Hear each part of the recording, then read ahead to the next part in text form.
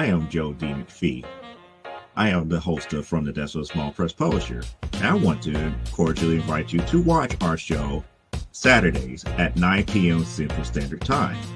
On our show, we will have different guests as well as talk about the comic book industry and pop culture. And every so often, I might actually do a drawing session or a 3D rendering session every here and there. So once again, I want to invite you to watch From the Desk of a Small Press Publisher right here on the broadcast channel that you're looking at, whether it be Facebook, YouTube, or Twitch. Hope to see you there, and make certain that you catch From the Desk of a Small Press Publisher at 9 p.m. Central Standard Time. Thanks.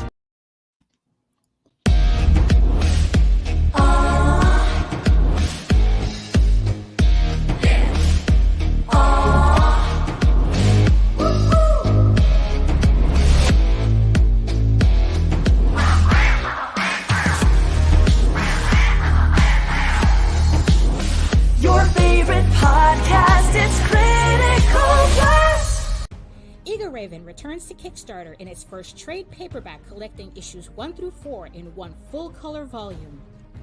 Eager Raven, Heir of the First Unicorn, is the story of a unicorn princess exiled into the mortal realm after she is betrayed by her elf prince husband-to-be.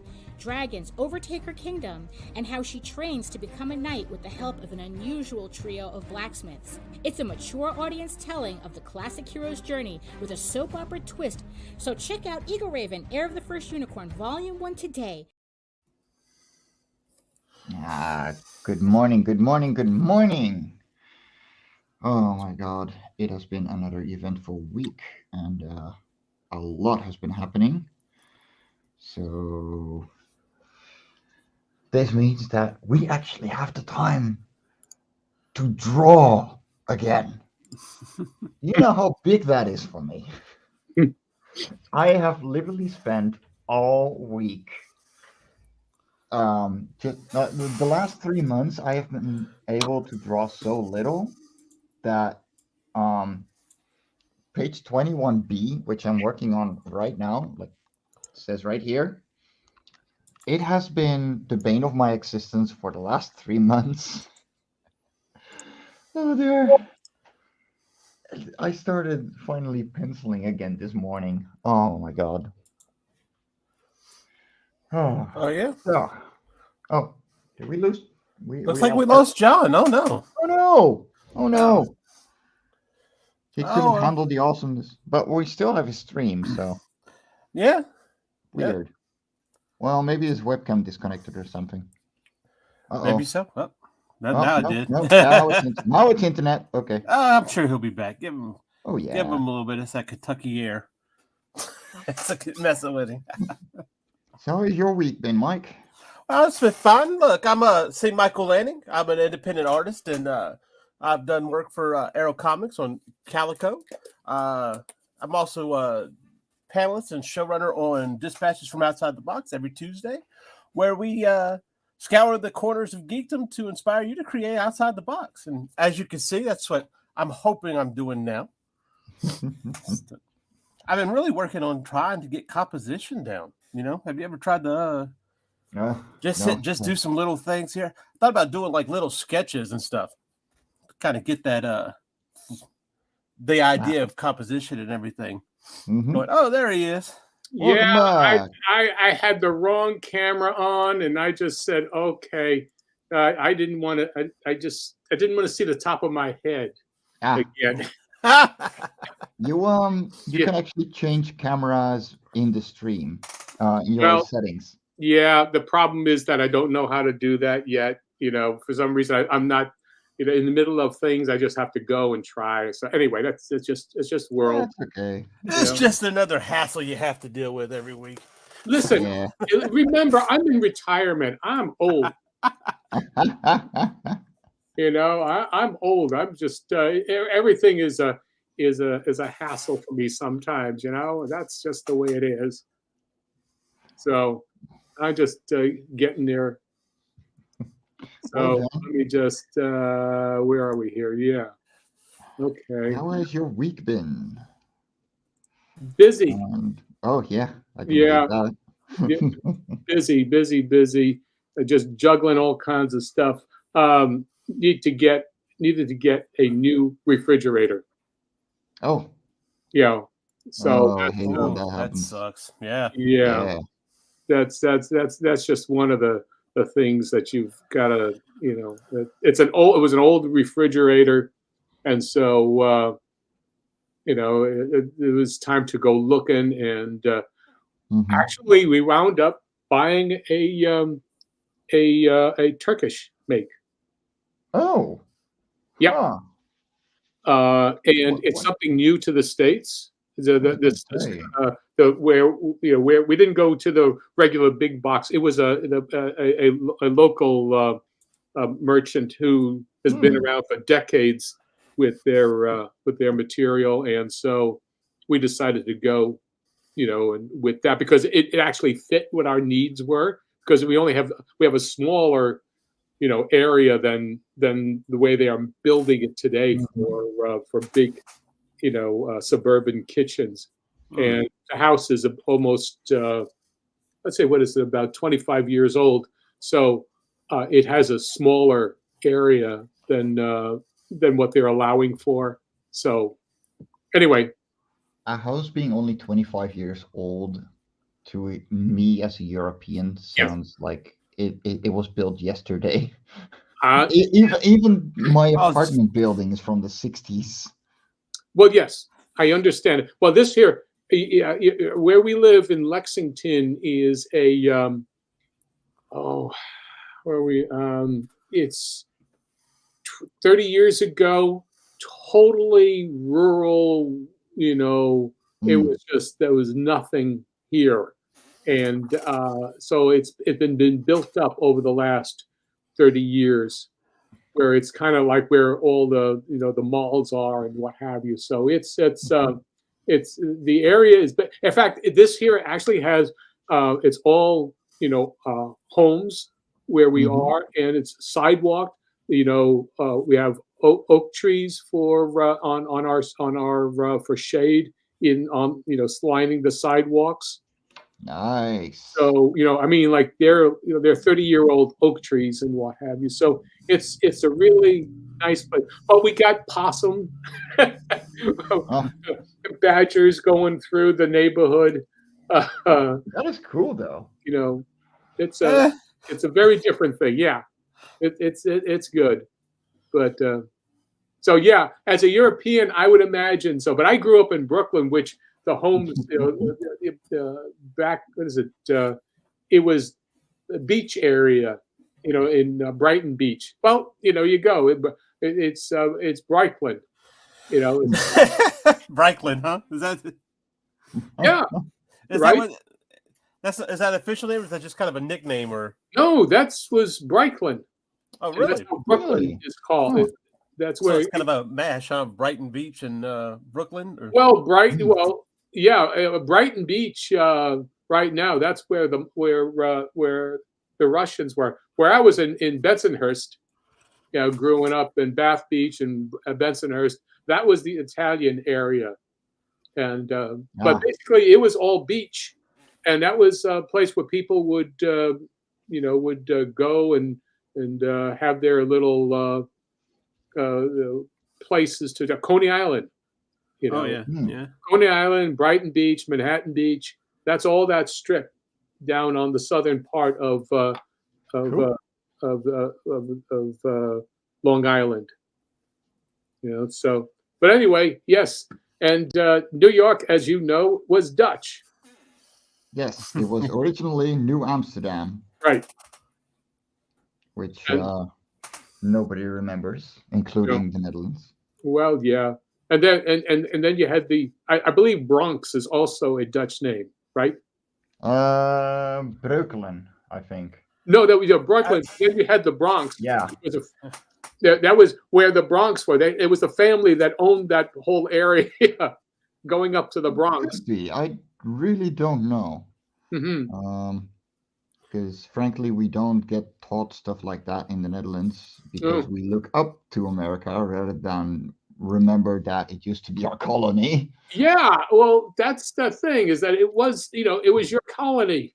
Peter Stuyvesant I mean,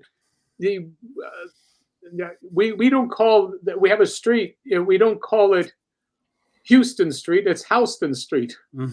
Yeah. Which is really funny. But I'd like to correct you. We do know that old New York was once New Amsterdam. Yeah. All because of the song Istanbul. Just say it. And Constantinople, Now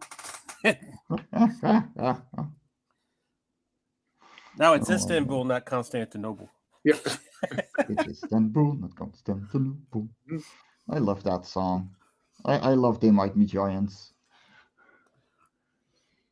Oh yeah. I didn't realize that was actually covered by them. Yeah, no.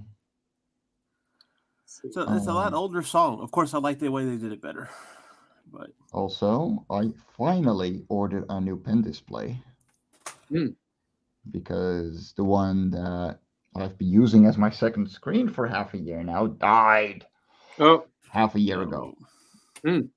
So it's going to be slightly smaller. It's going to be the XP Pen Artist 16 second generation, because it has had a nice deal on Amazon, and I was like, you know what? I got the money now, and I better spend it because it's going to pay itself back in 3 months.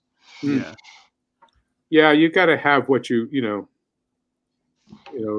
have to really spend your money when you can.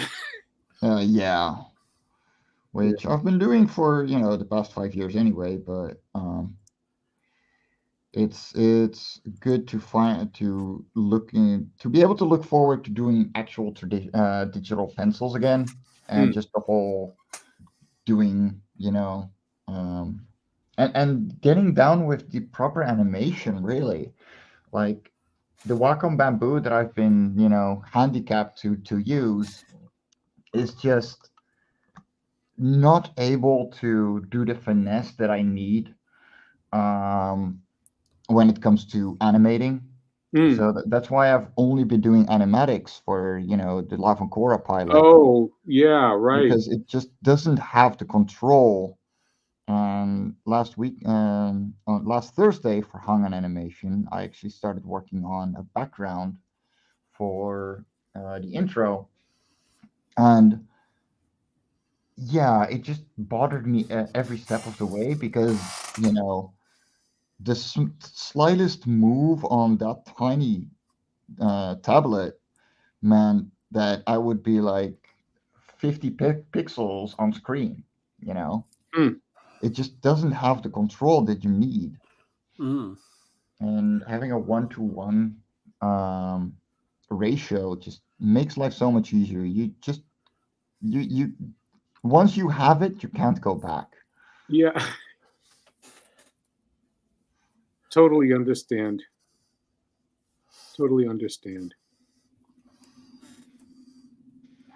No. So when you say 1-to-1 ratio, what does that mean? Because I saw Nick Tockard saying some stuff about how it's a whole new world now to deal with pen pressure, but that's kind of something that I've always had. So I'm not familiar with the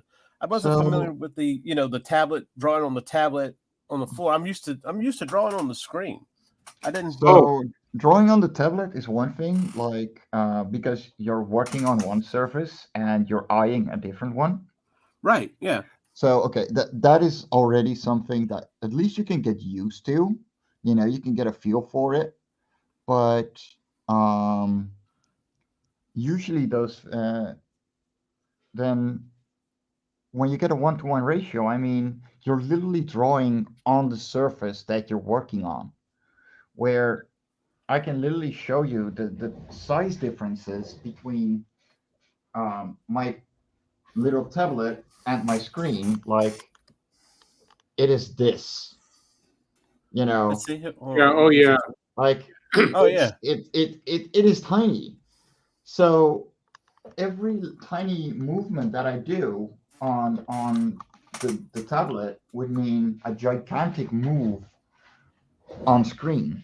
Right. And it just makes you tense up, and it makes it feel all very unnatural. It would stress me out. Yeah, no, exactly. Well, I guess I'm lucky because I didn't get into doing digital until when they were basically, starting to draw on the screen. Of course, I didn't have the huge $1,000 Wascom Cintiq or anything like that. And of course, I was able to move. I had gotten a Surface Pro to draw on that, and that was okay. The small screen bugs me though. Yeah.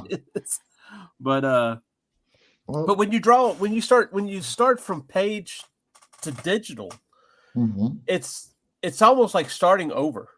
You have some of your techniques, but you don't realize how much texture and feel of the pencil and all that really makes you feel comfortable when you're drawing. So it's like getting used to it all over again. And that is the one thing that had been bothering me with Love and Coral 1 and 2, like since day one, because I did those fully digital, and they just bothered me so much because everything was so clean, and I'm a traditional inker. Like that was my strong suit, and yeah, it was faster and it was a little easier, but it did not have the quality that I expected of myself because it was clean. And I like quick and dirty. Oh. So no, I started in Paint Tool Sai as well, which is not made for comics, but it was great for illustration. I'll give it that. And then I got Clip Studio Paint, and a whole new world opened once I got used to it. Right. Well, so I see everybody's kind of complaining about the whole Clip Studio thing right now, but I've been using it. That's the first program that I used, mostly because it was the cheapest. Yeah. So I started using it, and I tried. I had like a free trial of Photoshop. And maybe somebody could out there correct me, but it seems as if I go from, and I hear that people don't really like to go from Photoshop or Illustrator to Clip Studio. They want to have to learn everything all over again. Although I've heard some people say there's a lot of similarities, but I can't go from Clip to Photoshop. No, because Photoshop is photo manipulation. Yeah, and Clip is comic creation. Like it is specifically made for it. It started as Manga Studio for a reason. Right. Yeah. And then they added colors, so they went, okay, well, we might as well call it something else. Right. Well, is that why they changed it? Because when I got it, was Manga Studio 5. Yeah. Also, if there's a little bit of news that the community isn't happy about with Clip Studio. Oh, I saw that. Yeah. So,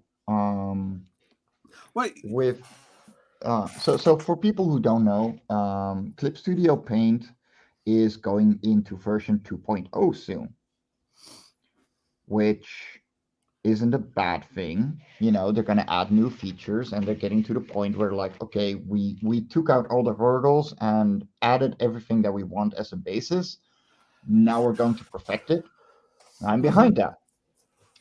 However, if you want to get updated beyond version 2.1, you needed a subscription for those new updates, like downloadable content. And that is where the discussion rises. Like, why? We already paid a full license for a product that we use daily. And now we're supposed to pay extra just to get updates. So, a little bit of context. Throughout version 2, you will not be able to get updates, except for usability and all that, just keeping it working for older versions. It's not, it's not the end of the world. And once they hit version 3.0, it will be free to your license again. So I don't know how long they're going to stay in version 2.0, but that could cause a lot of trouble for, commission artists, for example, who are being able to pay for 1 month and not the other but maybe still use those new functions. So, yeah. But I'm still going to be able to use the Clip Studio how it is now. Yes. As long as your operating system is still functioning, like your computer is still functioning. Yeah. You know, I mean, a lot of people don't hold onto their computers as they are. You know, sometimes the programs that you're moving, you know, like when you buy a new iMac or what have you, the operating system may not be, you know, workable with older programs. Yeah. That's what happened with I had old, you know, what is it? Old Adobe stuff that just didn't work anymore because you know, the operating system, that the new one that I had, you know, there's just not enough. It didn't function. You know, it wouldn't be supported. Yeah. So Clip Studio will keep updating to make it usable with Windows 10 and 11. Yeah. Well, I've always kept in mind that if I do upgrade my computer, that I'm not really going to be able to take this version with me. I knew that, but the good thing about that, however, was the pricing on Clip Studio. Yeah. And so yeah, I might have to spend another $80, or if you do I don't do the EX. It doesn't have anything for me to. Your license is still valid. You can still use Clip Studio. You will just not be able to get updates. Right. I don't need them. That's what I'm saying. No, exactly. Like I'm just probably gonna keep going until they reach like version 1.9999999. Right. And just wait until they hit up version 3.0 and then be like, okay, cool. Let's see what we've been missing for these last 5 years. Right. Whatever. Like, hey, listen, you know, sometimes it's not, you know, for example, don't throw away anything. Right. Yeah. No. I've got, I have a on my iMac that I have now, which is maybe about 2 years old, and I have a Toon Boom Studio that program that I still use to do one of the processing of getting my some of my animation and what have you. It's still functioning from 2009. Yeah, no. It's still they don't. In fact, the Toon Boom Studios don't longer. It's Harmony.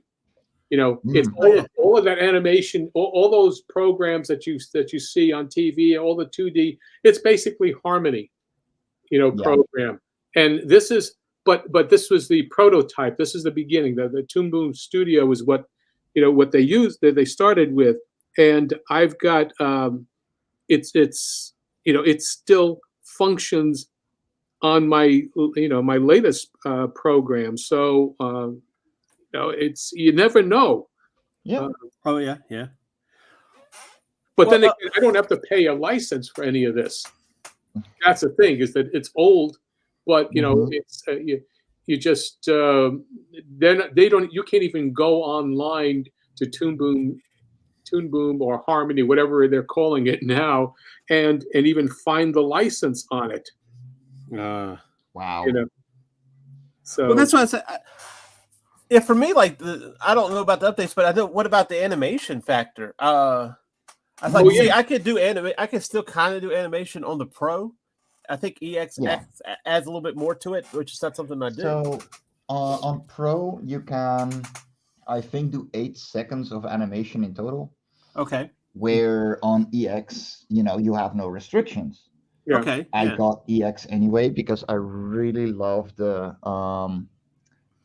comic tools on there, and just the extra.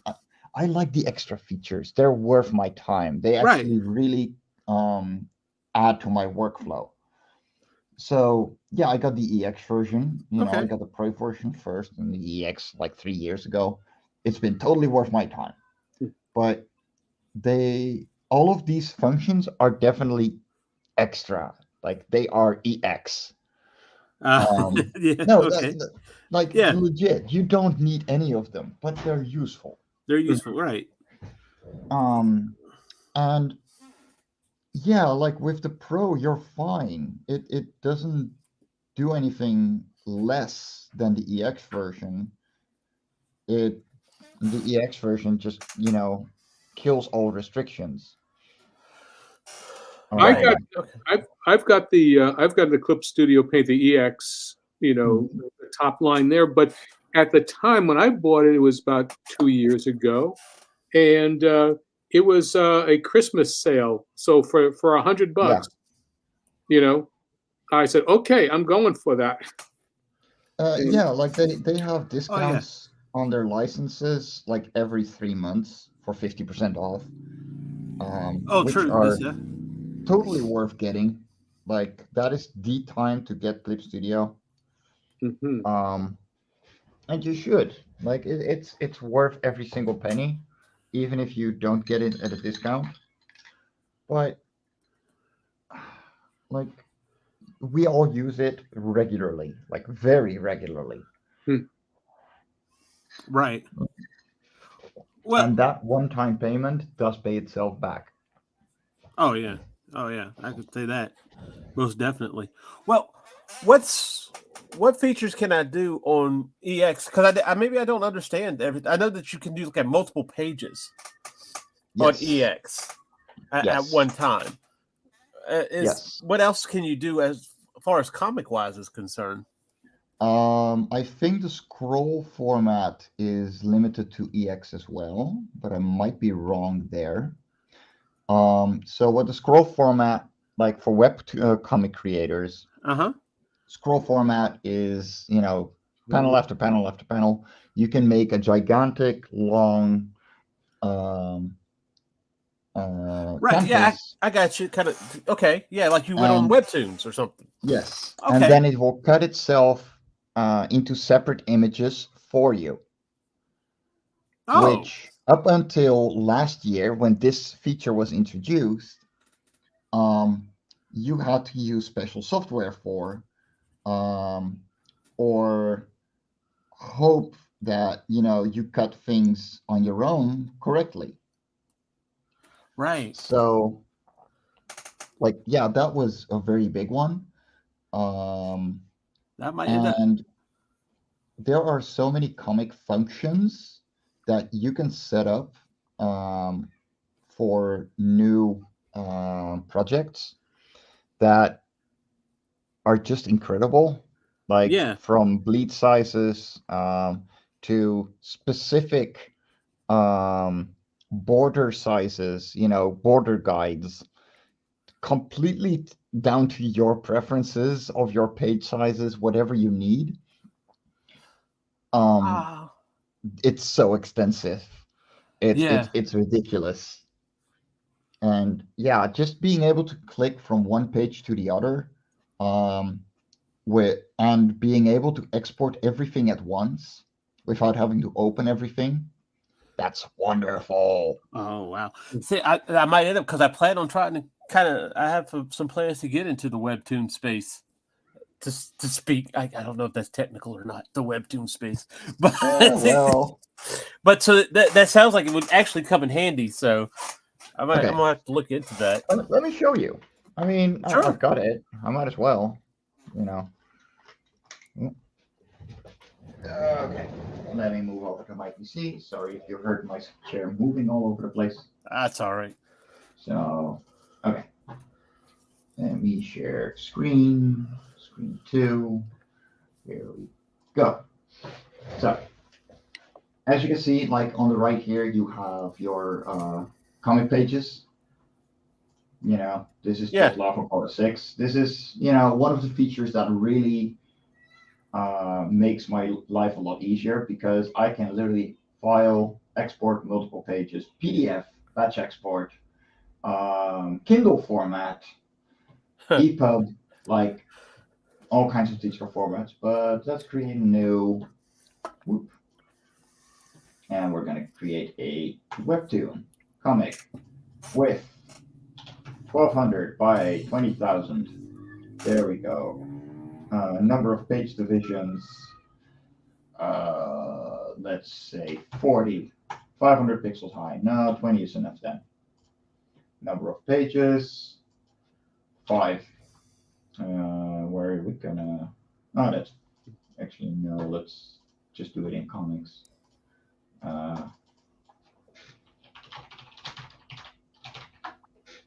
Let's do an example.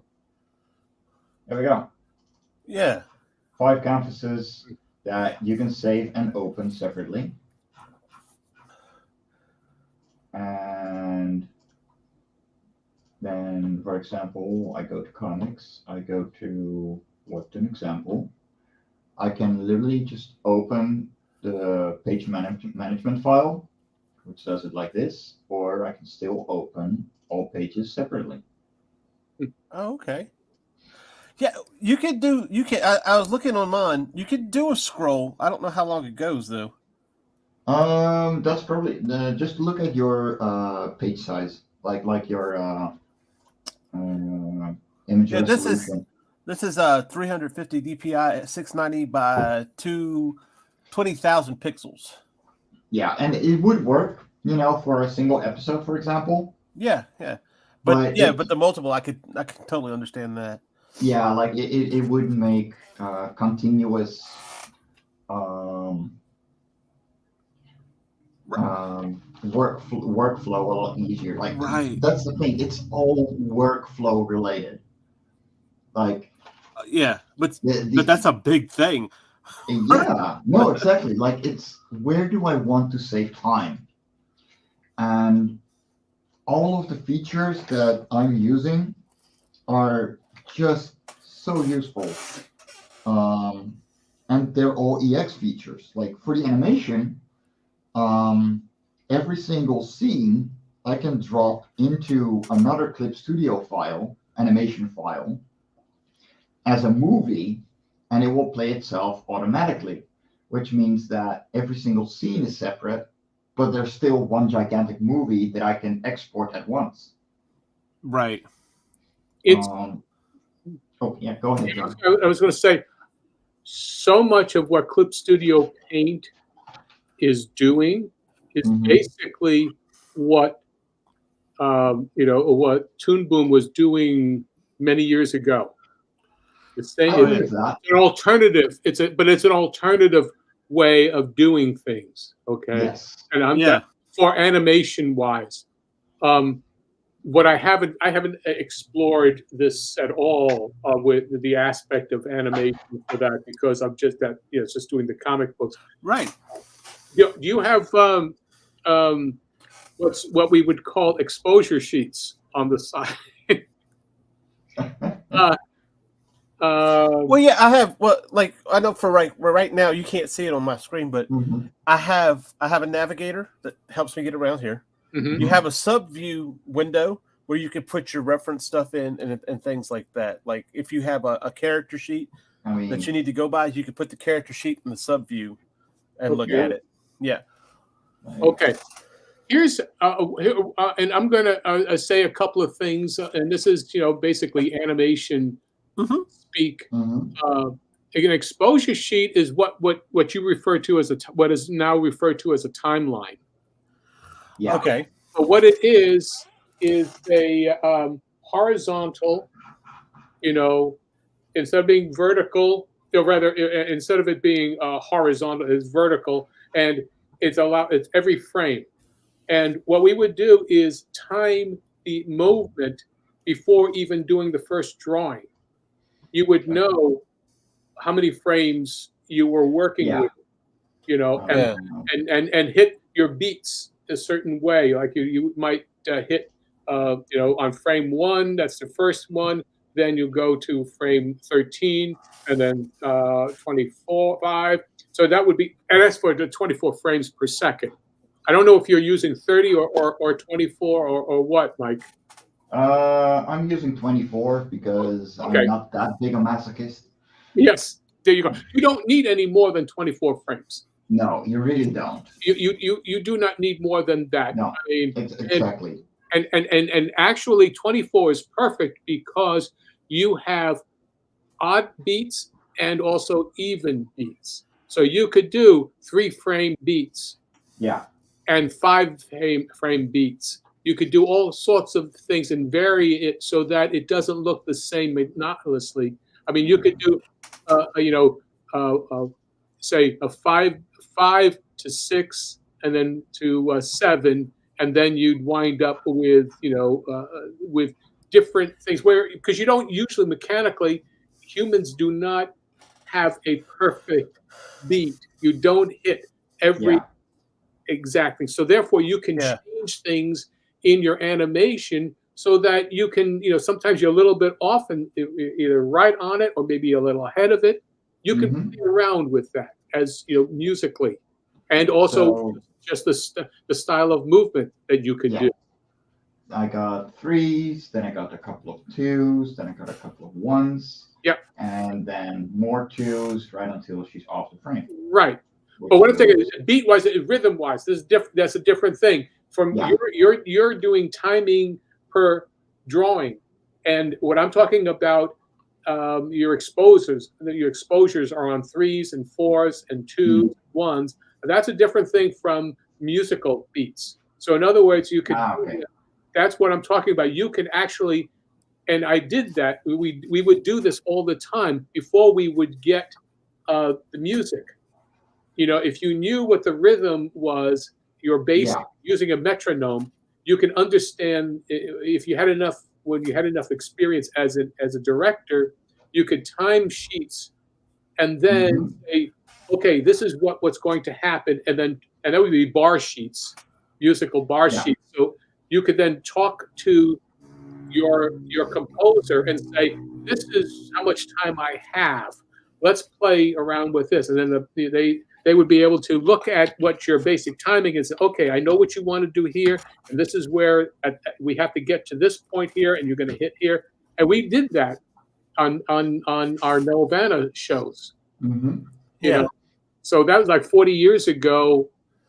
No, it's funny because I did it the other way around. I made the entire intro, and then I let Dan Holyfield make the beats himself, and he followed them pretty closely. So yeah.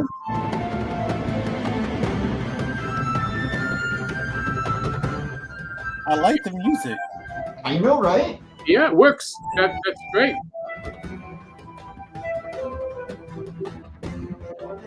Oh, good beat. Yeah. Yeah. That's great. That's cool, Mac. That's awesome, man. Yeah, that's great. That was so much fun getting that back to from him. Like the first time I listened to it, I was like, okay, this is cool. And then I just, made it loop a couple of times, and I was like, holy crap, this guy. Yeah, he captured that perfectly. Wow. Yeah. Who was it? Who was the composer? Dan Holyfield. Oh, cool. Well, that's right. And you're doing, if you have enough variety in your timing, you will hit beats whether you intend to or not. Oh, for sure. And that's the thing, is that what you were doing is a little fast beats, fast cuts and movements, but you had a great sense of motion, so you were pushing forward, and it wasn't monotonous in any way in the visuals. I'm really looking forward to starting to properly animate that, because that is definitely, the one thing that I want to get done soon. Because it will help me decide the style for the entire pilot. Yeah. And yeah, like I started working on the background for the first scene, so you saw a little bit of that. But it's just it's not doable on my Wacom Bamboo. Oh yeah. So once my new pen display is in, I am so looking forward to showing people progress on Hung On Animation. Because I'm really proud of what I'm putting down so far. Yeah, it should be. I'm surprised how well it's going. Mm. Now I still just need Nita and Daphne and Nick to help me, well, to start recording lines so I can, start pacing the animation.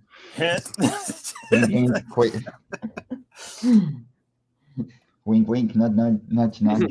No, it's okay because like I'm only 90 seconds into the pilot when it comes to the animatic, and that's a rough estimation.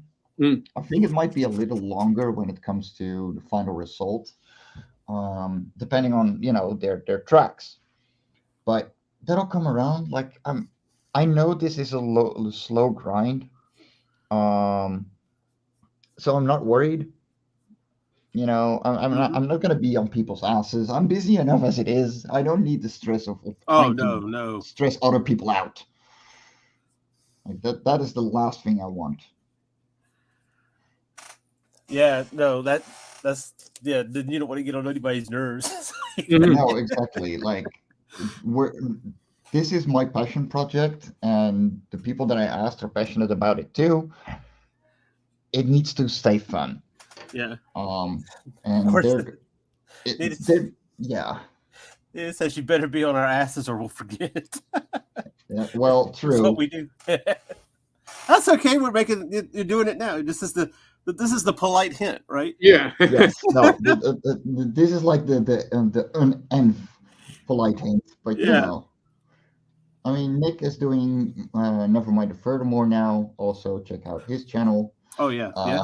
Hashtag promote your friends. I know Nita is absolutely smashed when it comes to promotion work, and I am up to the ceiling with my own work and conventions and everything going up.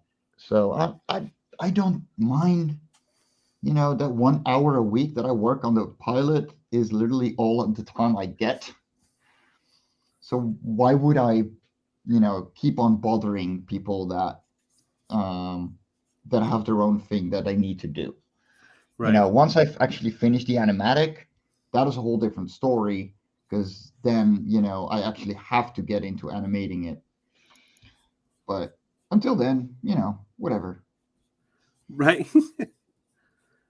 Well, hey, that ought to juice them up, though. I'm telling you. That'll make me excited.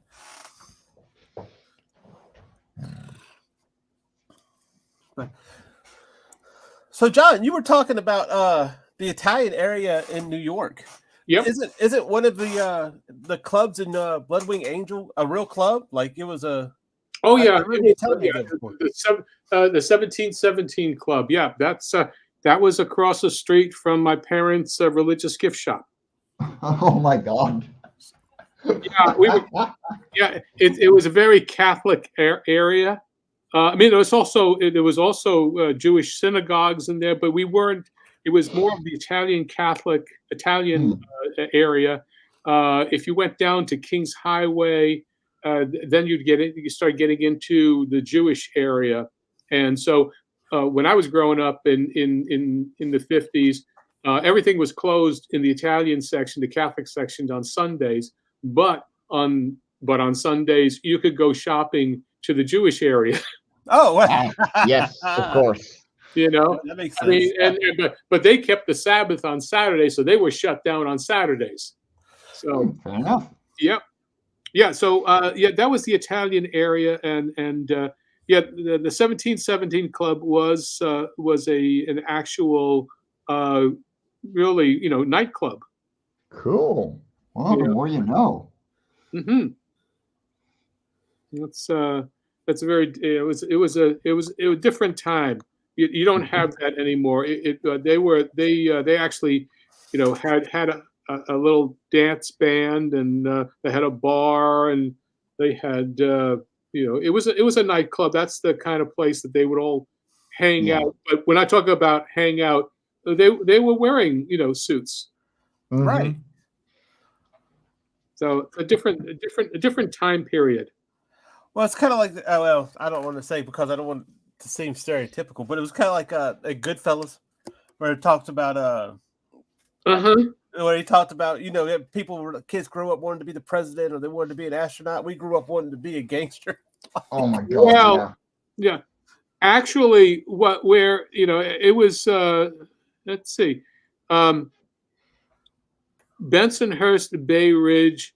That is all the Joe Colombo, Joey Gallo area. It may not mean that much to you now, but back then that was big time. Yeah, that was big time. And the was it 18th Avenue? Oh, you go down 18th Avenue all the way, up to the 60s. We were on 86th Street, but you'd go north on 18th Avenue, and Italian shops, for bakeries and what have you. That was it was all quite the scene. Yeah. And it was anyways, yeah, and that was really okay. To give you an idea of the location, film wise, if you go down, think of Saturday Night Fever, okay, that's Bensonhurst. The street that the opening sequence where John Travolta is walking down, to the beat, bopping with, to the Bee Gees. To the Bee Gees. That's 86th Street. Huh. That's 86th Street. That's where the train is. It's on the elevated, and the tracks, and and all the kids. Everybody is dressed up or what have you. It's just that's where he was. Yeah, but also 86th Street is where the French Connection car chase took place underneath the elevated, where Gene Hackman is driving that car, beeping the horn like crazy. Driving, they drew that there was no action. There were no stunt doubles or anything. He actually drove through traffic like that. Oh my God! Wow! Yeah. Oh my God! Yeah. And so when they, the only stunt driver or the stunt person was the lady in the carriage, with the kids, and so that was, but that's down that was a few blocks away from where my folks' shop was. Oh, cool. Huh. Yeah. So yeah, Really so cool. that's the neighborhood. It gives you a good idea of the place, but it was a different time and a different place. Yeah, that's amazing that they'd actually drive through traffic like that. How do you get permits to do that thing? They didn't. That's the thing. They didn't, and they lucked out. No, they definitely did. Wow.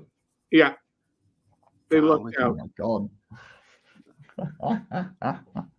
That's some outlaw cinema right there. Oh yeah. You're not doing that anymore. Not anymore.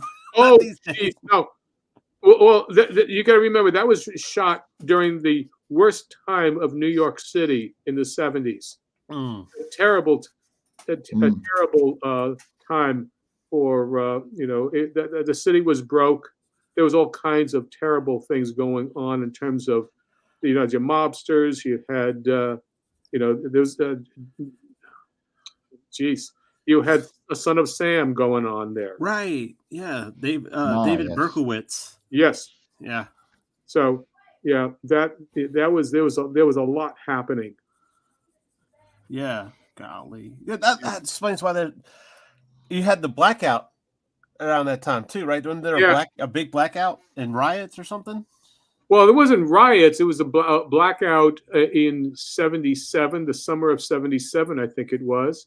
Yeah. But there was also you had a blackout in 65. Where that was your first major grid failure and all the Northeast. And I remember that would be in the 60s. And Yeah. actually, what occurred then was our neighborhood, everybody was having a problem with no lights, everything except for my block. Oh wow. We were on a grid somewhere that was different from others, and there were like maybe a handful of spots here or there, but we had power all the way through. Wow. That time, yes. Oh, that's good. Yeah, that's good. I think the 77 one is where a lot of the 80s hip hop artists got their equipment. Oh. Well, I was either in well, that was the summer of it, and I was in Los Angeles at the time. Mm-hmm. Yeah. Okay.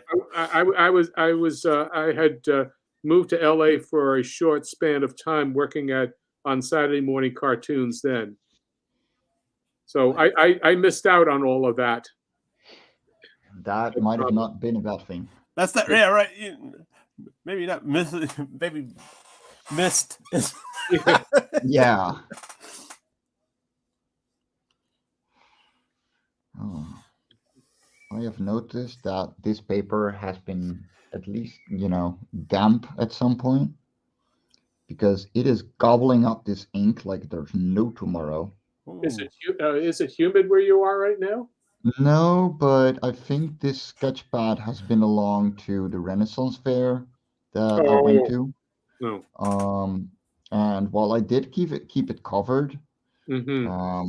Yeah, you just can't avoid a little bit of moisture. So right. I'm using about twice as much ink as usual. Oh. Because it is just gobbling it up. Kind of like pre-made and like pre-stretch watercolor paper. Oh. Like you before you start working on watercolors, you dampen the page and you stretch it slightly, and it will make the paint stick better. Well, it does the same with ink, apparently. It's not something I was hoping for, but Oh man. It does mean that I will have less chances of getting smudges, because it is instantly dry.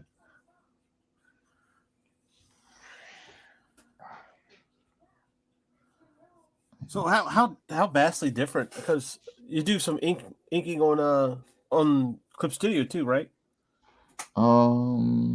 Minimally. Minimally. I pretty much completely switched to traditional inks because it just makes me so much happier. I could see that, yeah. It's not that I mind digital inks, it's just that I don't know, like it's more fulfilling, and it means that I don't zoom in or Control Z all the bloody time because a line isn't perfect. It's just it's on the page, and therefore I deal with it. You got yeah. That see this piece I'm working on. I'm gonna. This is just pencils. I'm gonna, traditionally ink this one. But one thing that I wanted to get into, but I'm horrible at painting, Mike. I'm like makes two of us. But the brush work in inking is fascinating to me, and I would love to learn how to do that. I just don't know if I could control. If I'd have enough control over it. It's practice, you know. Like everything in art, like it is just practice. There is one piece that I did completely by brush, but I'm not entirely sure where it is right now. Yeah. Which was a fan ink piece by Daphne Lage. So I pretty much. Oh, I have seen it. Yeah. Yeah, it's gorgeous. Like it's so you got your Pentel brush pens like these, your typical filled with ink, pre-made. I hate these. Like I will only literally use them for digital, but what you want instead is, and this is a personal thing, like these are absolutely tiny brushes, like size 2 for artists, um, type 744. It probably doesn't even mean anything. I think these are like $1 each. But they're very sturdy, and if you're used to, say, microns or what you call it, like dip pens, like I am, or whatever, then I could definitely suggest going for those types. Like Oh, they're going to right. be sturdier, they're going to be a little more forgiving, but you're still gonna, like, you can use them once. That's the downside. Like you take them one session and they're going to be, completely drowned because ink doesn't dry easily. It doesn't dry properly on a brush, so it starts to clump together. Wow. Yeah. But yeah, like, and a lot of things that you could do with a brush, you can do just as easily with a dip pen with a G pen tip, like I have, which I was like, are yeah. like $9 on me Amazon see. for 10 of them. There we go. There we go. So they have the extra flanges on the side, which means I can do. Let me properly load it up. This. Yeah, kind of a feather. Yeah. Yeah, it's really a feather. And these are so bloody forgiving. Like I pretty much use this completely for all my inks. Yeah. And what I like about them is that they don't leave, the brush stroke that you would get from a brush pen. So. Oh yeah. Like this is what you want. Like it bleeds out. Yeah. Yeah. And while I do have a decent control, like it isn't as forgiving, so it takes a lot more strain on your hand. And the other was a G pen, but it was a G pen. What kind was it? Just a G pen. Like just a G pen. Look for G pen nibs on Amazon, and they will. I don't have a fresh one right now, but like they have a hole in the center like a normal one, and then flanges on the side that allow it to open up wider. I'm gonna have to check it out. It allows you to put so much pressure on it, and it does not give a fuck. Like I've been abusing this thing for 3 months. I did, and I'm not the digital ink. I'm digital inking the book I'm working at now. Mm-hmm. And there's a certain, it's easy enough to do. It's quick enough, but some of these pieces that I like to do that are on their own, I would definitely like to have traditional. And that's the thing too. Like if there are separate things anyway, it doesn't matter if you make a mistake on them. Like they're not the big project that they're part of. They're their own thing. So if you make a mistake, well, own it, and you don't have to worry as much. Right. And one of the biggest things about traditional inks is that keeps a lot of people off of it is, being very uncertain about your own hand and its capabilities. So when you start, like, use things that you can throw away. Right. Get yourself familiar. Like I don't do any I don't do any practices before I start. Like I don't start feeling for my pen. I just go in because I know my tools are so forgiving that I don't have to. Right. And yeah, within a couple of brush strokes or pen strokes, I'm already at the point where I'm like, okay, yeah, no, like muscle memory, here we go. But that just take practice all the time. And I gotta admit, this first panel on the right here that I did this morning, I could have done better. But like whatever, like it's fine. Like it doesn't have to be perfect. It's just one panel. Right. Well, yeah. Yeah. As much as it kills you for it to not be perfect. Well, that's the thing too. It makes you appreciate not being perfect. Yeah. If you, I can see that. I can see that. There are happy accidents. exactly. Right. No. Yeah, that's yeah. That's no, really. That's what I've always referred them to.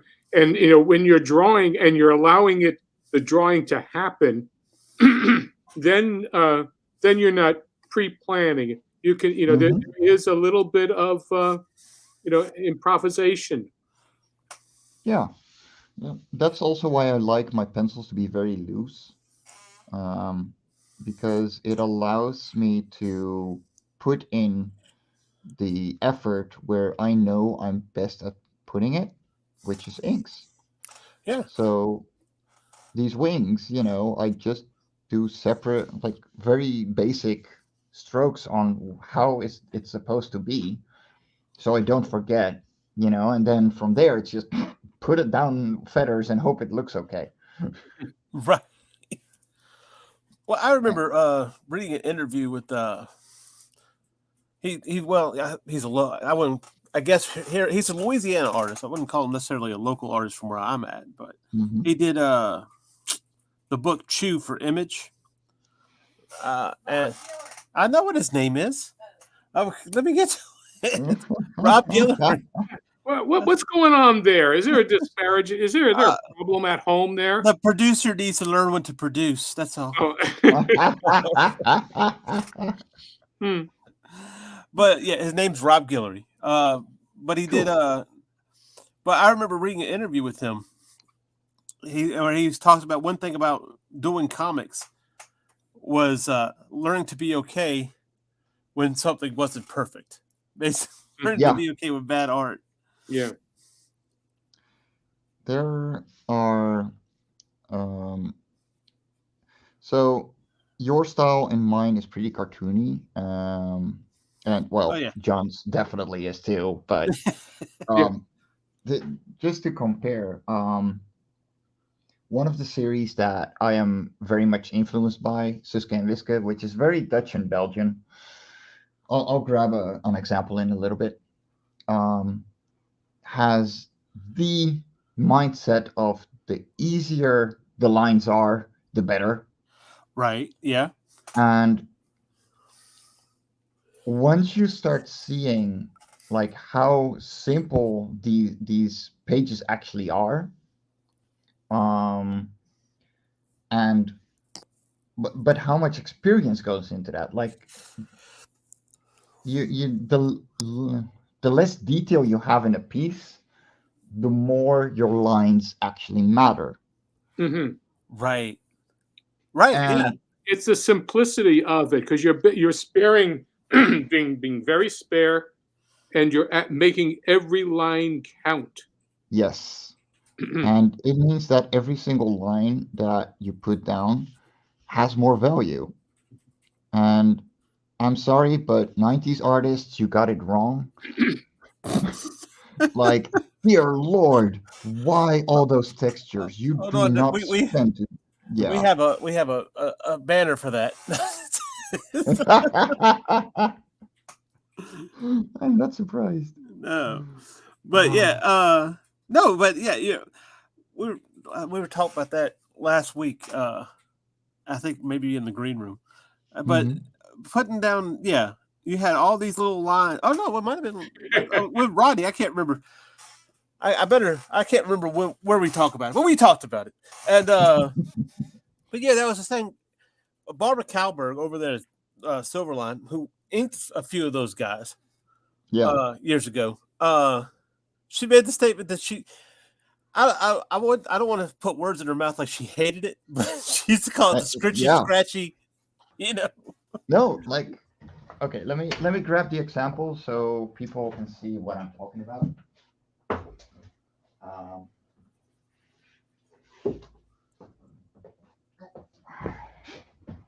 because there's the simplicity of being messy, and then there's the simplicity of showing what needs to be shown, and that's it. Yeah. Let me make myself big real quick. Or Nita, I don't know, who's faster. Yeah, here I got you. Yeah. So, yes, it's in Dutch, and all of these scenes are just so basic and just following. But you always know where the characters are. You know what's going on. You have it kind of has that Tintin feel to it. This started only a couple of years after Tintin. Okay. And there's like 500 albums out by now. They're still going. They release half yearly. But wait, if there's no scratchy lines, they're not sellable, right? Okay, but for example, right here, right? You're looking at the back of this guy. You can, every single one of those lines right here, pull towards his motion. Right, yeah. And even though the pose isn't all that dynamic, because the original artist that made these was not a dynamic artist, all of them have a certain flow to them that you know exactly what is going on. The guy in the background, his beard flowing like this and not being cut off. Oh yeah. Like that makes the fact that he's stumbling backwards so obvious. Yeah, well, it's like a zigzag. It's like, and I don't even want to call it a zigzag. It's almost like a curl. Like if you follow it around from the hat on the blonde-haired person, or maybe even the hand, and come around, you can follow the line all the way into the next panel. It's just like the style is as Franco-Belgian as it's gonna get. But what the stories hold for them is just also that looks so awful. Hold on, let me take that off screen. Let's look at a gun. Okay. Oh boy. It's yeah. I mean, absolutely, but you still feel the energy that's behind it. Yes. You can still feel. I was reading something the other day, and it's like, okay, for instance, like in manga art, there's a lot of simplicity in the way that they do things in manga art, but it's felt. Yes, it felt the hectic scene. You felt it. You felt what was going on, and they didn't need to elaborate with a whole bunch of detail and everything. Mm-hmm. I think this is fantastic. Yeah, it's very animatable. It has energy and it's flowing, but yet it's emoting, and there is that aspect of it's interesting to look at. Yeah. Just this sequence right here. The hair. My God. Yeah, splitting. There are little touches of visual gags. Yes. That is something that is lacking in so many people's work, is that, they're not the same, you don't have they're not making the most of what they've got. Right. Yeah. And, you can there's the simplicity of the camera angles, in these books means that you've got to really play something. You have to give them something to look at and make it exactly, and not just words. Right. To the storytelling. And John, like we were talking about before we went live, yes, this was a 1 page a week story. Mm. So they used to be yearly, and then because magazines got out of style, they're now doing half yearly because the stories are still so popular. But yeah. Who's the artist, or who's the is the artist and the writer the same, or These were originally by Willy van der Steen. okay, yeah, There it yeah, is. you did say that it came out right after, a little while after Tintin, didn't you? Yeah, so he very quickly got very popular and started doing several series. And pretty much, I think from book number 60 something, he started to just hire a lot of assistants that did most of everything for him. Well, he just wrote away. Yeah. Okay. And, Did he do layouts or was it just writing for him? I have no idea, honestly. As far as I know, he did everything originally, and then he stopped writing. Well, he stopped making the art. We got the clear line style, which is something that people think came from Tintin when they talk about it, like the clean line style. Right. But no, it was from Siska and Wiske.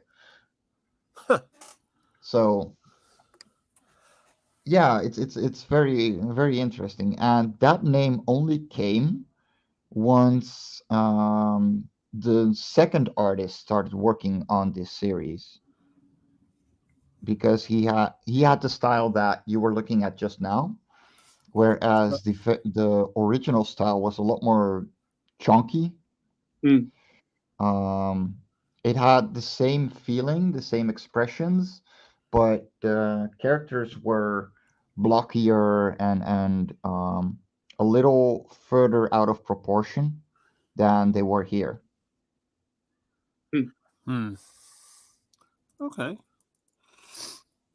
And then the gigantic controversy happened, because I think in somewhere in the early 2000s, they restyled these main characters, to which the girl suddenly had boobs. Oh my God, how dare they? Like, the fan clubs went insane. Really? Yeah, like they did not approve, because how dare a girl with boobs already growing always have a little doll with her? That does not make sense. Oh. Yeah, no, it's hilarious.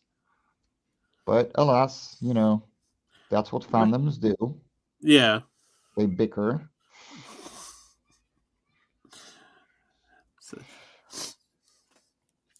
Well, John, I see you've been looking at what was it? Good Luck Luke, or Lucky Luke. Lucky Luke, yeah. And that's You a want some European examples too? comic as well? That is French. French. Ah, okay. Yeah, Lucky Luke is a very, I mean, I had heard about it, about the series, and it wasn't until I started, really talking with Mike here about the various books that I started saying, okay, let me take a look at this, and it's quite, it's, well, I find first off, did some research, well, just reading up on the creator Morris, or Maurice. He wanted to be an animator. Oh, yeah. That's where his style comes from. Very animatable style. Very animate and a lot of action, a lot of simplicity of movement. Give me 1 second. I'm gonna see if I can find his original style for Lucky Luke. Okay. Yeah, I've got this. I've got their. I bought the first book, in hardcover with the first annual, and it's all very interesting. The stories and what I mean. It was he grew up, with the French. Belgium. No, it's French, but also with the, Jesuit training. Yeah. But his folks really, I mean, he comes from an artistic side of the bent very naturally, because his family had manufactured terracotta and clay pipes. I mean, for smoking pipes for generations. And Oh, so okay. he comes from that, from doing the kind of models and what have you. The family is all part of that. So, but he is a very interesting gentleman. Okay, Shelby, shut up. I can't find the album that I'm looking for, but I will show you. It's called Dick Digger's Gold Mine. Okay. Oh my gosh, I know, I know. I got producers back here laughing at. I know, I can hear her. But let me share my screen. All right. So this is the very first version of Lucky Luke. Okay. And especially on the inside, you can definitely see like how different, like how much it was influenced by animation. Yeah. It kind of There's some scenes that's so very cool stuff with the guy with the villain. Oh, there is so much squash and stretch. I mean, it's like Fleischer stuff, Popeye material. That's what that's what I was thinking. Yeah. Looking at it, it's like, man, this is very Popeye. Yeah, no, for sure. That is definitely one of his biggest influences. He wanted to work on Popeye. Yeah. Oh, really? Yeah. Yeah. Wow, cool. Yeah, no, like he was he in reading the biographies and whatnot. He went to the States. He was there in 1946, 47, where he wound up, with being friends with guys, artists, cartoonists in New York City, who eventually, they started up Mad Magazine. Oh, Harvey Kurtzman? Yes, yeah, and all those guys. So they were, so it's very much of a society of like-minded, right? Yeah, people, yeah, no, and you got to keep in mind, like, he studied these characters and he wanted this to work like that. Mm-hmm. And then it didn't work out, so he was like, okay, fine, I'll do comics. Mm-hmm. Right. And yeah, it's hilarious, honestly. Yeah, but he picked up so much in doing his own work. Yeah. There's a whole story about how he wound up where he was when the magazine was just starting, and so that he was one of the first original pieces. What's the name? Tintin had been running for at least 20 years by that point. Oh yeah. Let me see if I can find examples of his work in Mad Magazine.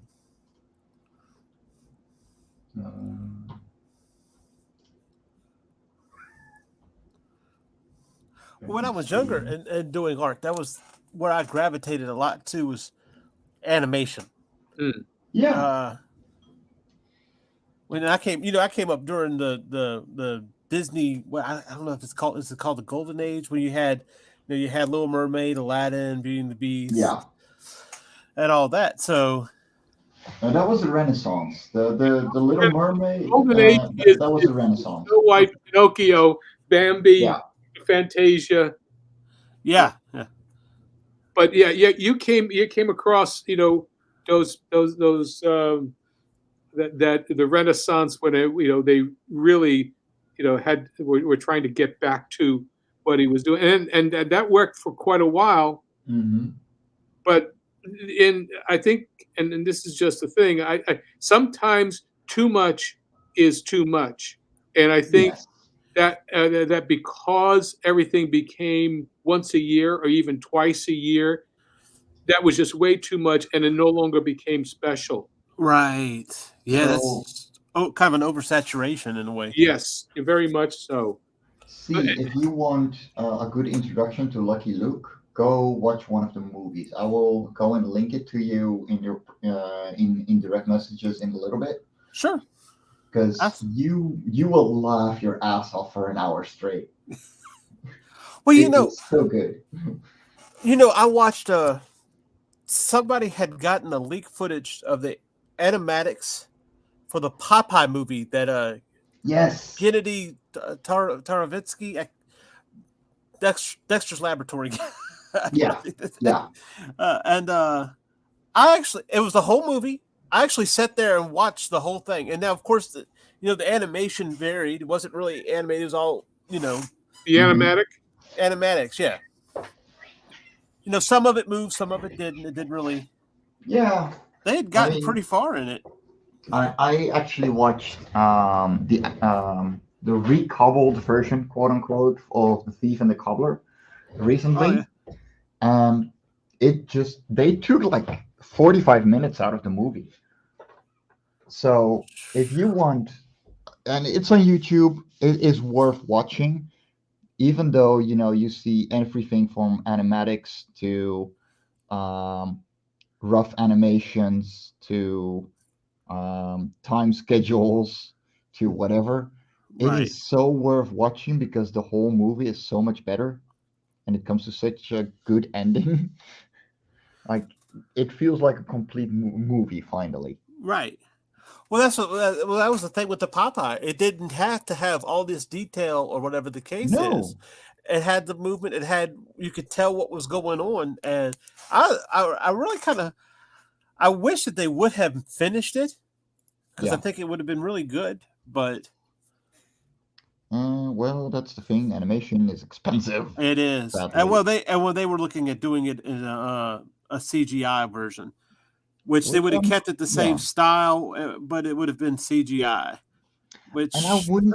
I'm not against it. Like, no, yeah. It's one of those things where I'm like, CGI can do a lot of good for animation, but it's still way more expensive than doing live action. But some things just don't work in live action. Looking at you, Lion King. Oh my gosh. Wow. Oh God, yes, that was awful. Mm-hmm. Lion King was just. That's not. Let's be positive. It's positively awful. I didn't even. I couldn't even. I couldn't even. No. Well, you didn't have Nathan. I know from one. I guess this is nitpicking, but you didn't have Nathan Lane as Timon.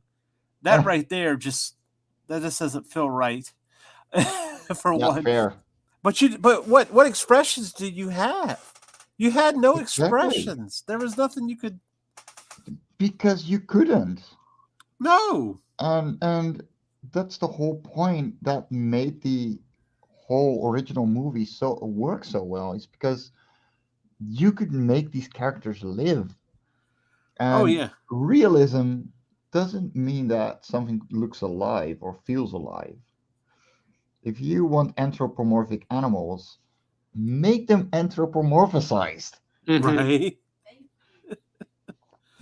Right? Yeah. It's just another way for Hollywood to miss the point. All it is.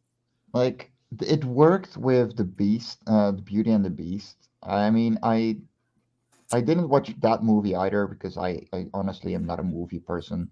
Like, I actually had to sit through that one. I feel so sorry for you. But you didn't see it. What are you haying for? The live action one, yeah. Oh no, the animated one's classic. Yeah, no, I love the animated one. Yeah. That is still one of my favorite movies. And shut up about it being a romance fairy tale because trust me, I'm a sucker for them. Like I who cares? It's good. It all depends on how it's done. That's all it is. All depends, and that goes for everything. I mean, this just all depends on how it's done. So, and if you're like that isn't my thing, then Well, guess what? You just haven't found your thing within that genre yet. That counts for everything. Literally everything. Except But maybe horror, because I can't watch horror. but the thing that bothers me is this idea that realism or real life validifies. And I've complained about it on these shows before, that real life validifies the product, the IP. And it's like, no, Yeah. it doesn't. No, it doesn't. The No. medium that it was in validifies it perfectly fine. Yeah, like whether, it started as a comic and got turned into a live action or whatever. No, like what it was created to be originally validifies it. Yeah. It means that it is worth being there because someone took the effort and the time to actually make it. That is enough work as it is. Oh, absolutely. Absolutely. Look at this little princess. If you're Shelby-ing, it's a meow. If you're Shelby-ing, it's a meow. If you're Shelby-ing, it, and you really want to show it. If you're Shelby-ing, it's a meow. Come on. Come on. I was going good there for a minute, huh? There you go. She's awful. Now it's nearly her dinner time, so she's bothering me as always. Oh yeah. But John, I see you working on a double spread. Yes. I'm And thinking doing this there as the wraparound for book 4. Oh, cool.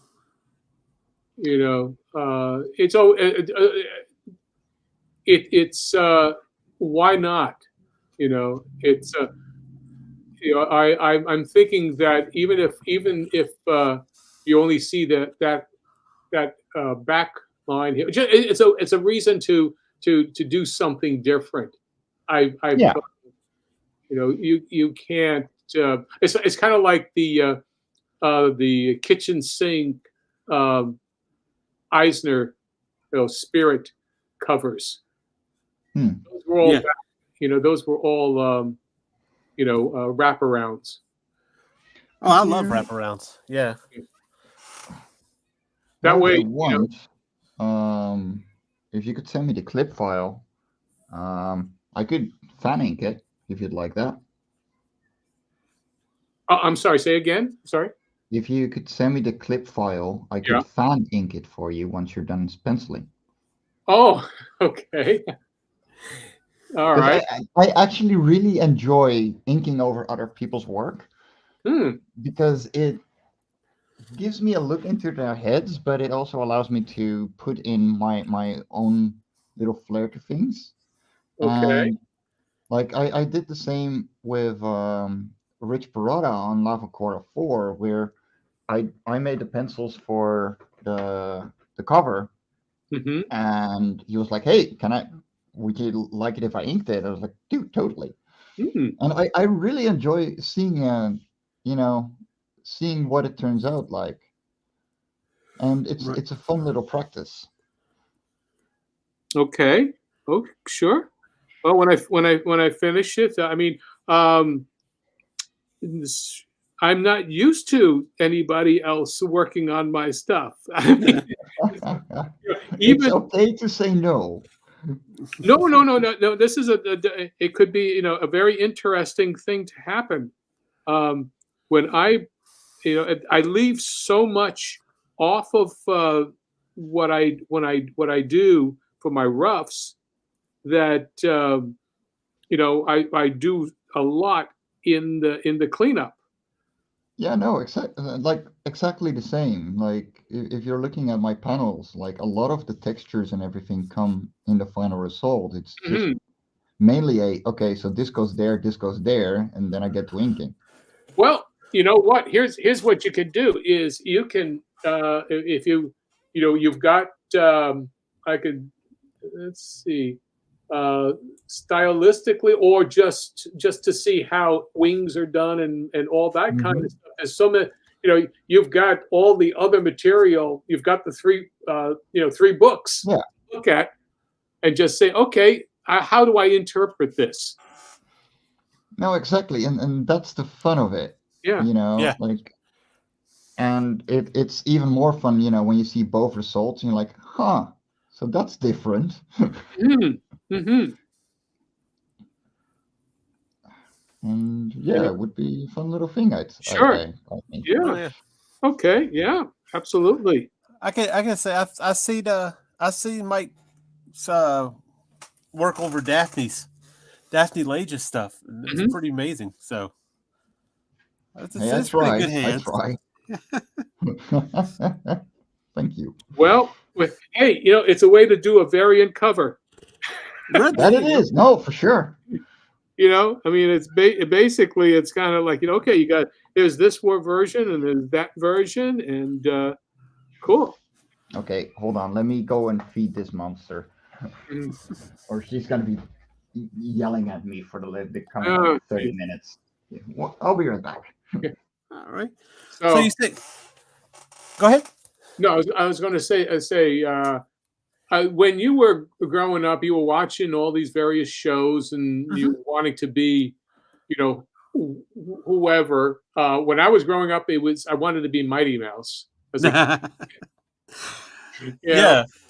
was, I love those Terry Toon cartoons and Heckle and Jekyll and what have you. It was only when I got into the actual, business where people say, "Oh, they were terrible cartoons." I enjoyed them. Oh no, I watched Mighty Mouse. I used to have the old VHS that they used to put out of the old cartoons. I used to watch Mighty Mouse. I loved Mighty Mouse. Of course, I thought Mighty Mouse was awesome. Secretly. I thought Mighty Mouse's secret identity or public identity was Mickey Mouse. I learned later on. I know, right? It's like, oh, these are two totally different things. Okay. Yeah, well, yeah. And then you had you had your Danger Mouse. That's very British. Yes. Very British. I mean, even I had a VHS of Mighty Mouse. Oh, just saying. It was awesome. Well, when I was growing up, John was drawing who I wanted to be. Who? Oh, she wanted to be She-Ra. Well, there you go. Or she wanted to be He-Man. I'm not positive which one that was going for. Careful, you live with her. She-Man. She's She-Man. Oh boy. Or Boba Fett, maybe. But I'm telling you, if they brought I really think that if they dove into some of those, it has enough staying power that they would. I think you could still make a pretty good run on Mighty Mouse or. Well, they tried doing that with Ralph Bakshi. Okay. Yeah. Oh gosh. Ralph Bakshi did. Well, it was he did a TV show, and in the 80s. And they went after him for no particular reason. He was being quirky and what have you, but still holding to the energy of Mighty Mouse. But what was it? There was a parental groups that were going after him because it was one thing what he was doing. I think there was a scene. And maybe I'm misremembering this, but the controversy was that Mighty Mouse had crushed up a flower petal and he sniffed it. And they thought that's opium. Oh my gosh. Oh. That's like the underdog pill thing all over it again. Really? Yeah. Oh my God. We're talking about the 80s. So we're talking 30 years ago. Well, no, not even 40, getting close to 40 years ago. Yeah, thanks for reminding me. Yeah. Overly I don't know, sensitive and just reading into things too much. Oh, all the time, all the Yeah. time. Mr. Rogers was some of the stuff he did, like Mr. Rogers, really was horrible. Mhm. They even went after Barney at one point in time. Of course, that was after the 80s, but it's like, wow. Well, yeah, Barney the dinosaur, purple. Oh, he's gay. Oh yeah, yeah. It was Oh. something. It was always something. Yeah. They went after everything. Yeah. They were just looking to be seen. That's all it is. That's how you radicalized them. That's all. Yeah. You radicalize the groups. But Yeah. with Bakshi, I mean, they're lucky that's all that it was. Considering what he Well, created, yeah. Yeah. Back in the days, talking about coonskin or Mhm. and Fritz the cat. Oh But yeah. it was the Oh, one yeah. that they really got after him on. Oh, of course. This isn't just funny cartoon animals. Oh boy. Well, Yeah. it's come back to bite them. The whole situation in the world today is because of that kind of garbage. Yeah. The whole what's going on in everything, movies, comics, whatever. And it's like, yeah, Well, I lived through all that, the Jerry Falwells and the mhm. so forth, and it's like, this is just being ridiculous. And it really is. Like, why would you bother? Like, if it's not for you, it's not for you. Like that. Well- That's fine. Well, that's what ended up happening with a lot of kids' cartoons too. Is that you used to be able to watch a kids' cartoon as an adult, and Yeah. there'd be little stuff here and there. Something went over kids' heads. You didn't catch it. I And mean, the 90s as a whole, dear Lord. Actually, look at the cartoons as they were originally produced, and for theatricals, that was for everybody. yeah. You look at the Bugs Bunnies and Mhm. all of the cartoons of the Warner Brothers. Oh yeah. 40s. The 30s, Animaniacs. Oh 40s. my I God. mean, there was all kinds of. I mean, and gosh. pictures, for crying out loud. Yeah. Those are real weird dreams. They were jazz. Mhm. Oh yeah. You You can't tell me Felix the Cat was only for adults. Oh no. and Betty Boop. Oh Oh. my gosh, no, yeah. And I remember, and I used to watch Betty Boop all the time. Well, Yeah. she was very, very sexy lady. Mm-hmm. Mhm. And the guy who designed Betty Boop went on to be the major character animator for Snow White. Grim Well, there Knapwick. you go. Oh really? Yeah. There you go. And you look for quality, in work, not what your past work looks like.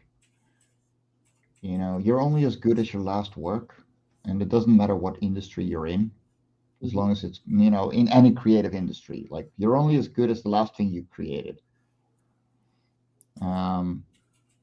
And especially then, if you manage to, be known for your animation qualities, then yeah, you were going to get asked to do more.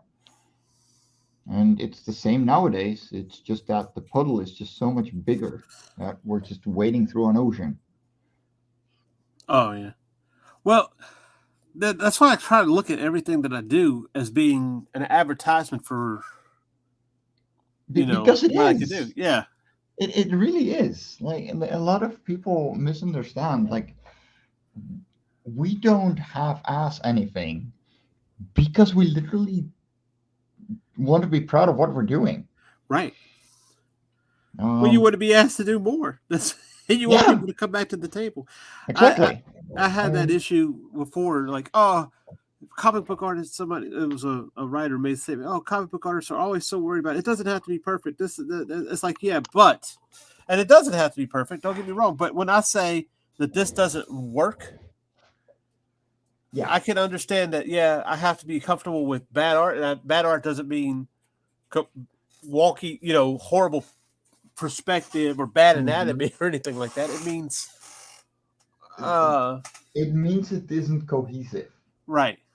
Like, as long as your comic has cohesive, like it is cohesive throughout the entire book, that means it's okay. Right. And it is going to be wonky at times, especially for your first couple of books, and that's fine because you're still learning and you're learning 20 things at once. Because that's what a comic is. It's like 50 different things. It's development, Mick. Like Yeah, and comic strips have always been that way. exactly. Oh yeah. Even working through a single book, it's going to look a little different from page 1 to 50. Well, yeah, because you've gotten used to drawing it. When you're doing. I told my daughter, I said, the best thing for you to do to learn how to draw better is to do a comic book. Yeah. Because every panel is a different composition. And that's what you have to hone in on. So by the end of it, let's say you average about 6 panels, and I might have done this on the show before, but you average about 6 panels per page, and then you average about 22 pages. I mean, that's what? 132 composed pieces of art. Exactly. I mean, you're gonna be drawing that character a lot better than you were at the beginning of page 1 by the time you get to page 22. Well, there's also the fact that after you've done it so many times, your hand gets used to it, and if you're working for someone else and they have a reference sheet that you have to follow, or you made a reference sheet you have to follow, keep it up there. Being able to look at it is such a big plus, because you're going to start drawing this character differently because you're used to seeing it. And I actually made a big mistake on that with Lavakora 5. If you look at page 1, Toifan and Oxtan have like very tiny ear-like spikes on the back of their head. Then at the end of the comic, they're a lot longer. I was like, whoops. Oh, well, nobody notices. It's fine. Yeah, I've been there, done that. Oh, yeah. No, we all have. I did when I started, model sheets. That was what I started with all of the comic books I've been developing, like with Snuffy and Zoe, with the 2 characters, with at least the size proportions and rotating them. I did that with high size proportions with the Bloodwing characters because there's so many of them. Yeah, and just so you can see what the characters, at least, what their proportions are. If they're standing together, then you can understand where they are and how they look on the panel. Do they look the same? And it's an exercise in how to design something. That is why with every Love and Korra that I get a couple of pages into, I update the back cover where you have all the creatures together, because it gives me such an insight on size differences. And like a lot of people forget, like that not everything is 5'2". Yes. Yeah.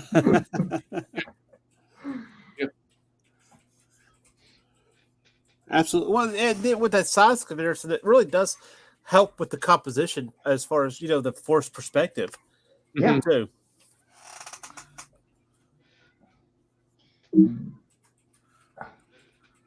Which is something I'm loving this cover, by the way. Yeah. John. Yeah. The demon following following the shape of the logo and everything. Yeah, great work, dude. Oh, you talking about last week? That no, I think he's talking about here. Right now. That framing you have with the 2 Yeah, with 3 heads. Yes. Oh, yeah. Well, let's see. My original. Let's see. How did I originally pull that? Okay. Let me just go 1, 2, 3, 4, 5. This here, you can see that's the original scratchy, rough thing of saying, okay, where is the positioning? I knew I needed to have the logo positioned, and I needed the other aspect for my stamp, for my Yeah. for the comic book stamp. That is I needed to do that. And so I said, all right, now that I know where those 2 pieces are and how much space they need, then I just work around it, and that was the thing. So it's just knowing what your limitations are. Yeah. Right. You know, and if you're going to make sure that people know what that the kind of work that you're doing is, has a quality to it, you need to be able to make sure that your logo is there, so that they associate that with quality. Yeah. It's all it's all basically what's the word? You're promoting yourself. Oh yeah. Yeah. And you should. Yep. Oh, absolutely. All right. We've been going for 1 hour and 45 minutes for the 3 of us. Wow. Yeah. And there hasn't been a dull moment. No, not at all. It's Wow. all good stuff. I think I've got a friend coming over, y'all. All right. Not entirely sure if he's still coming, but he hasn't texted me yet. He was actually going, yeah, no, I'm going to drop in right in the middle of your stream. And I was like, well, if you do, you're going to have to art next to me. To which he kindly shut up afterwards. Now, this is looking great, guys. I'm actually done with this part of my comic, so I'm relaxing for a little bit, having a smoke, drinking my coffee, which is cold by now because I've just been talking. Yeah, that happens. Yeah. Oh yeah. Well, that happens. I mean, even not only talking, but just drawing too. So because when you get in those little crevices and the creative ticker is just going, and you're just like, and then you're like, oh, wait, 45 minutes have passed. What happened? Yeah. This has been my first Saturday in like 2 or 3 months where I've been able to just sit down and only draw. Yeah, it feels so good. Oh my god, it's so incredible to just get see my progress again. Because I'm pretty quick on pencils. I penciled 2 pages this morning. Cool. Oh wow. Oh cool. my god, I only have 8 pages left for Lava Cora 6, and then I'm just gonna have to wait for my colorist to finish Lava Cora 2 because she's reworking that first, and then she can go on this one. So I might just end up flatting for her and see where things go from there and let her do her magic afterwards. But we'll see. Yeah. But yeah, I'm starting to need food because I don't want to get cranky like my cat. Okay. Well, this was fun. For sure. Right. Well, and we got a lot accomplished, and people can see our little scratchy stuff as we go along and see what choices we were making. And oh yeah, that's pretty cool being able to do that. I think we got we touched on a lot of things today. Oh yeah. That's the thing too. Like all of us have so many interests that you can talk about whatever, and we all have some input here and there. So nobody falls quiet. Mm-hmm. And it makes for very fun streams. I really enjoy doing this with you guys. Yeah, absolutely. But John, so you have a Kickstarter coming up. Why don't you tell us about that and where we can find you, man? Yeah. Okay, well, thank you. Yeah, I've got a pre-launch page for Kickstarter, and let's see, where is it's on Kickstarter. Yeah. It's Bloodwing Angel Chronicles, and I don't know how that. When I do I've got the pre-launch page. It's out there. Let's see. Let me see if I could find it. She's finding the link. She's going to put the link in the comments. Okay, that'd be good. That way, let me know that there's life out there. It's. I already signed up. Oh, okay, cool. Now the rest of you, don't tell me I'm the only one. No, you're the first. No, there's somebody else. Okay. Is it Nita? It probably is Nita. I have to go and take a look. I don't know. I haven't downloaded. I don't even say I don't think they even tell me who. No, they don't. They don't even tell you when you're live. Who is following? Yeah. So until and I don't know how many. They won't show how many people you've got until there's 10. I think what I did, I've got an Indiegogo that's going to come on after we do the Kickstarter. So you may have signed up on that one first. I signed up on both, so I'm just waiting for you to go live so I can promote you even more. Yeah, right. Okay. Well, it's Indiegogo, rather on Kickstarter. That's the first one that's going to go on September 10th. That's when we're going to go live. All right. With Kickstarter. Saturday. If it is, then it's a Saturday. Okay. Do I have a convention that weekend? I do. Damn it! I'll be in the other side of the Netherlands. Can't even be there. Darn it. Well, we'll definitely talk about it. That's for sure. Oh, of course. Yeah. You better. Well, there'll be. It's the first time that actually we start pulling together the different threads of the story where Michael actually meets humans, mortals, and so now we start seeing all of the things that are going on and pulling them together, and maybe even a romantic interest. Ooh. Yeah. Dun, dun, dun. Where can we find you otherwise besides your Kickstarter? Oh, at Celestri, I'm on Twitter, but you can see me. I'm on Facebook and on YouTube. Cool. There you go. Well, see, where can we find you?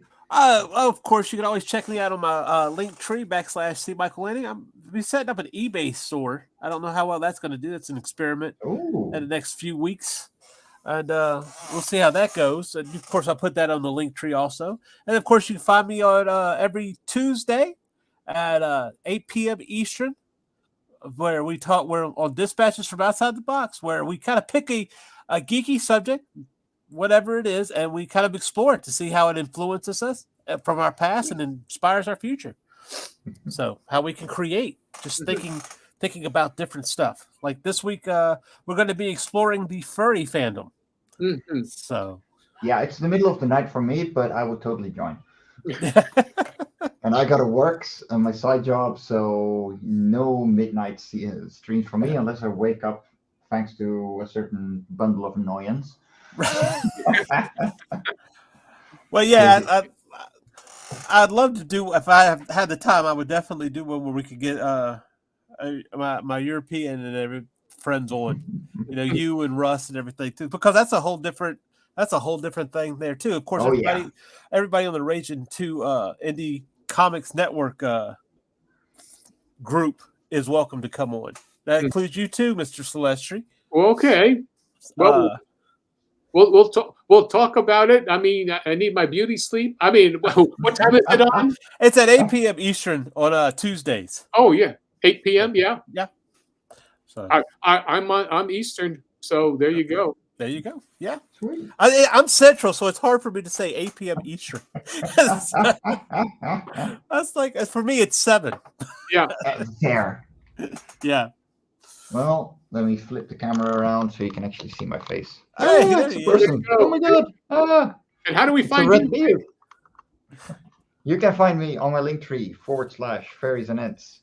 And nowadays we're publishing a ton of other things, including Tall Tales and Oswald Chronicles, and very soon, Bloodwing Angel Chronicles. So be sure to keep an eye out on that. And you can find everything we do on my website, and you can find me on YouTube on Thursdays on the Ragin 2 broadcast network at 1 p.m. on Hung on Animation, where I work on the animated pilot for Love and Korra. And of course, here on Sketchy Saturdays, every single week, whenever I don't have a convention, just working, slaving away, because that's what I do for a living. That's what. Yeah. Well, you're an artist and a comic book artist, so Yes. of course you are. All right, everyone. Have a wonderful day. All right. All right. Bye. Okay. Take Take it it easy, lovelies. Catch you next time.